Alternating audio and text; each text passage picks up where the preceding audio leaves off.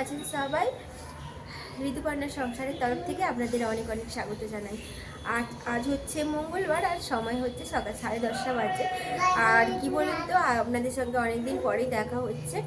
তো এখন location change হয়ে গেছে। এখন মানে কিছুদিন হলো আমি এই দুদিন হলো হাজব্যান্ডের কাছে চলে এসেছি।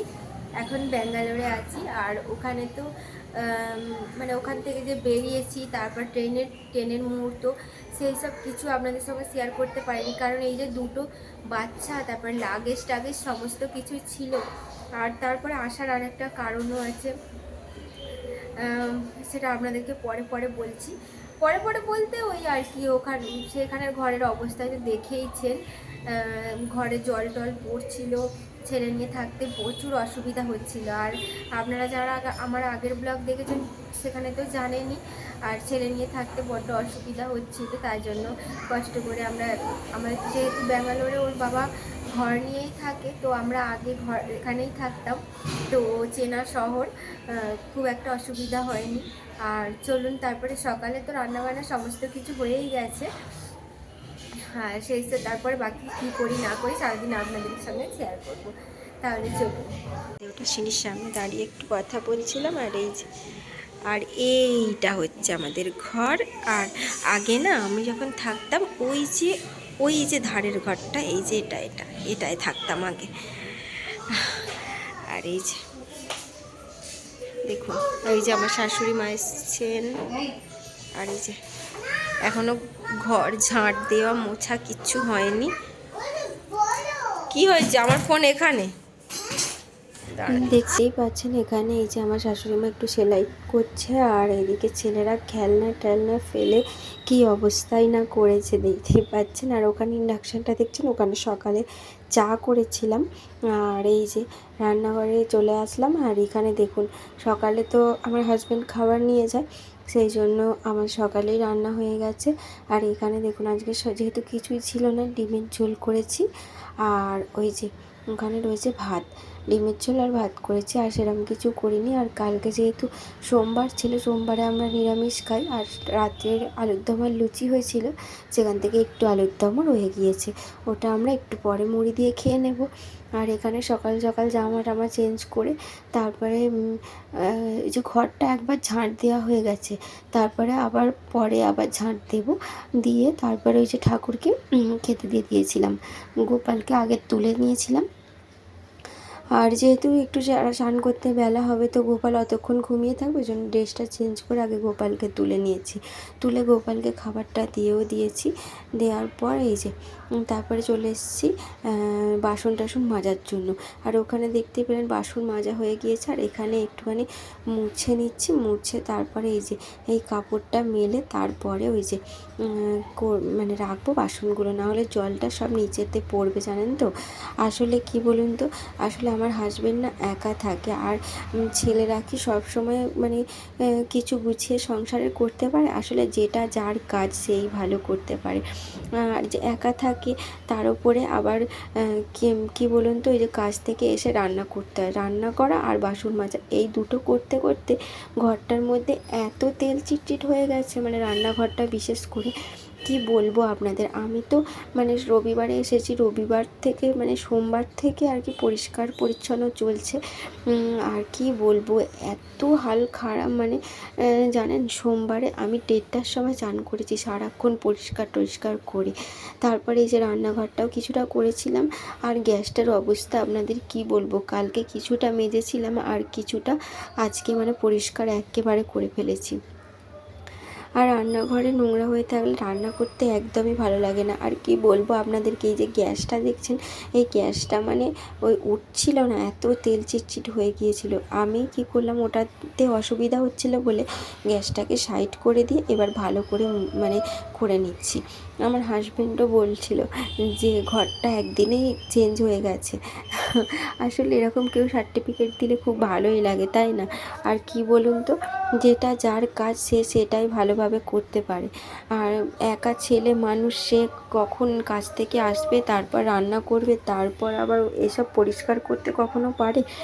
আর এই যে আমি এসে সমস্ত কিছু পরিষ্কার করে নিচ্ছি। আর এই যে এই দেওয়ালগুলোর অবস্থা মানে আপনারা দেখতেই পাচ্ছেন। কালকে উপর দিকটা কিছুটা করেছিলাম, আজকে মোটামুটি করেছি। আস্তে আস্তে সমস্ত কিছু করব। আবার একদিনে বেশি জল ঘাঁটতে গেলে আবার এখানের ওয়েদার তো একেবারেই অন্য রকম, মানে শরীর খারাপ করে যাবে। আর কালকে যেহেতু অনেকটা বেলায় স্নান করেছি, তারপরেও আমার হাজব্যান্ড আমাকে বকা দিচ্ছিল যে তুমি একদিনে এত কাজ কেন করতে গেলে। আসলে কি বলুন তো, মানে আমি না দেখে থাকতে পারছি না যে এত নোংরা হয়ে আছে ঘরটা, মানে দেখে থাকতেই পারছি না। আর এই যে ছেলেরা খেলছিল সকাল সকাল দেখেইছেন। আর এগুলোর সমস্ত কিছু গুছিয়ে আবার জায়গা মতো রেখে দেবো। আবার আমি এই যে গুছিয়ে রাখবো, আবার ওরা আবার একটু পরে এসেই আবার খেলা করবে। এখন ওর ঠাম্মা ছাদে নিয়ে গেছে। আর ওই যে কিছু জামা কাপড় কাচা হয়েছিল সেগুলো আমার শাশুড়ি মাকে মিলতে পাঠিয়েছি। আর ওনার সঙ্গেই আমার ছেলেরা গেছে, আর গিয়ে ওখানে একটু খেলা করছে, আর আমার শাশুড়ি মাও বসে রয়েছেন। আর তারপরে আমি বিছানাটাও ঠিক করে নিচ্ছি। সকালবেলা একবার বিছানাটা ঝাড়া হয়েছে হাজব্যান্ড যাওয়ার আগে। তারপরে এখন ভালোভাবে ঝেড়ে পরিষ্কার করে নেবো, যেহেতু ছেলেরা এতটাই নোংরা করেছিল।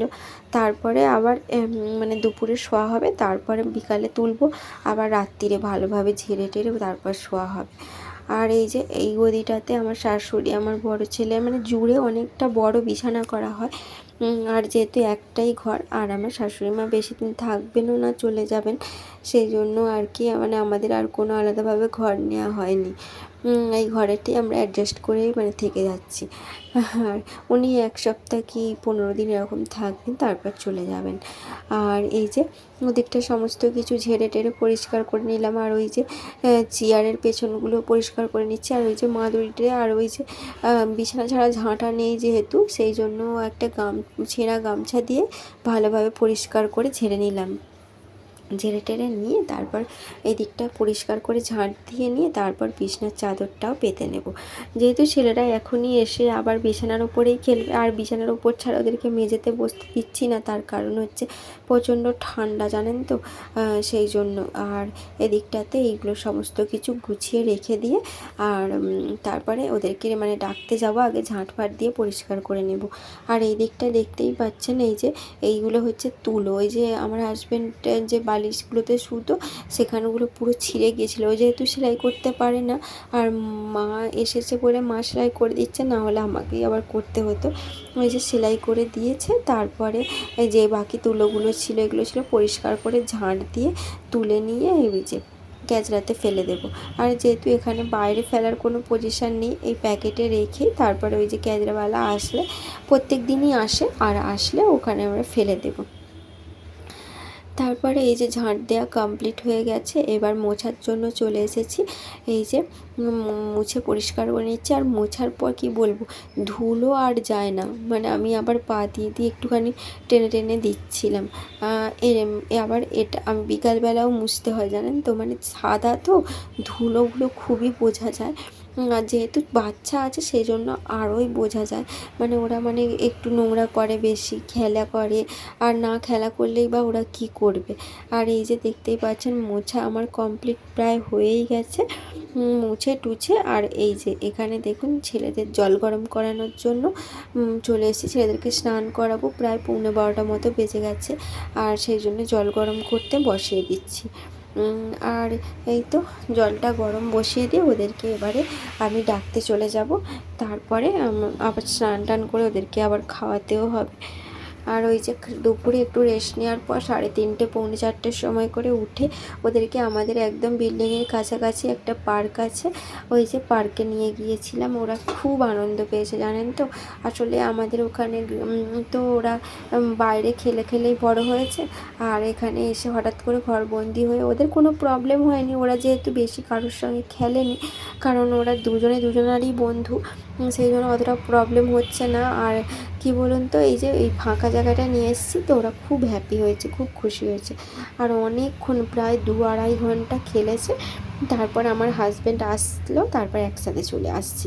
আর এখানে এই যে, আর এই জায়গাটা দেখছেন তো, এখানে আগে না আমরা যখন থাকতাম এখানে এসে অনেকক্ষণ আমি আর আমার হাজব্যান্ড সময় কাটাতাম, বসে থাকতাম, গল্প করতাম। আর এখানে বয়স্কদের জন্য অনেক কিছু, মানে যারা জিমে যেতে পারে না, এখান থেকে সরকার থেকে ওখানে করে দেওয়া হয়েছে। আর এখানে দেখছেন যাদের সমস্যা পায়ের হাতের তারা মানে ওখানে ব্যায়াম করে, আর মাও ওখানে একটুখানি আর কি করে নিচ্ছিল, আর ছেলেরা খুব খেলা করছিল। আর এই যে, তাহলে বন্ধুরা ভিডিওটা এই পর্যন্তই রাখছি। সবাই ভালো থাকবেন, সুস্থ থাকবেন, পাশে থাকবেন। টাটা।